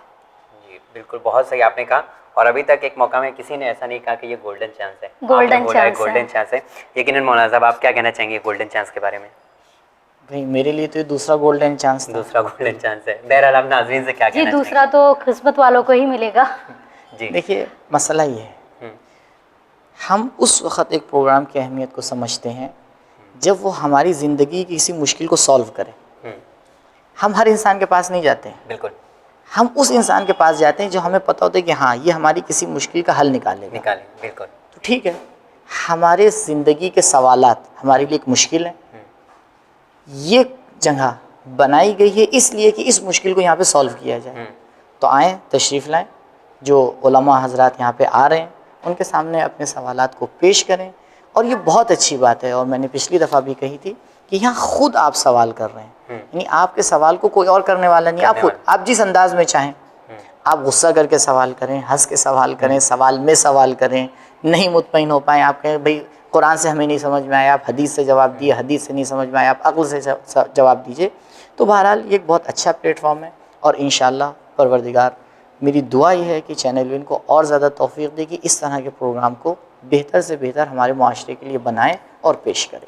الہی آمین، ہم سب بھی یہی دعا کریں گے۔ مولانا صاحب آپ کا بہت بہت شکریہ، تہہ دل سے چینل وین خاص کر پروگرام ایک موقع آپ کا شکریہ ادا کرتا ہے کہ آپ یہاں پہ تشریف لائے اور ہمارے ساتھ یہ پروگرام کیا، خاص کر نازیہ کے سوالوں کا جواب دیا، اور اس سے پہلے ایپیسوڈ میں آپ نے شازیہ کے سوالوں کا جواب دیا تھا بہت بہترین طریقے سے۔ مولانا صاحب کا بہت بہت شکریہ۔ شکریہ سسٹر آپ کا بھی بہت بہت شکریہ، آپ اتنی جی دور سے آپ کا زیادہ شکریہ۔ تشریف لائیں اور ایک زحمت اٹھایا آپ جی نے، جی کچھ نہیں، ایسے سوال زحمت بھیجے۔ کچھ نہیں ہوئی، بالکل بھی، بہت اچھا لگا۔ چلیے بہت اچھا لگا۔ جی ہاں ناظرین، اگر آپ کے پاس بھی نازیہ کی طرح سوال ہیں تو آپ بھی سوالوں کے کانٹوں میں نہ گھرے رہیں، بلکہ ان کانٹوں کو نکال پھینکنے کے لیے اور ان سوالوں کو ایک گلاب کی طرح آگے بھیجنے کے لیے اور اپنے سوالوں کو دور کرنے کے لیے، اس کا جواب پانے کے لیے آپ ایک کام کر سکتے ہیں، ہمارے پروگرام ایک موقع میں پارٹیسپیٹ کر سکتے ہیں۔ اس کے لیے آپ کو ایک کام کرنا ہوگا، اپنے بہترین سوال ہمیں ای میل کرنے ہوں گے۔ ہمارا ای میل ایڈریس ہے emwin786@gmail.com۔ زیادہ معلومات کے لیے بے شک آپ ہمیں کال بھی کر سکتے ہیں۔ اگر آپ ہمارے اس پروگرام ایک موقع کے بارے میں جاننا چاہتے ہیں تو ہمارا نمبر ہے 9619667578۔ جی ہاں ناظرین، دین اور آخرت کی زیادہ معلومات کے لیے لگاتار دیکھتے رہیے چینل وین، پیغام انسانیت۔ شکریہ، خدا حافظ۔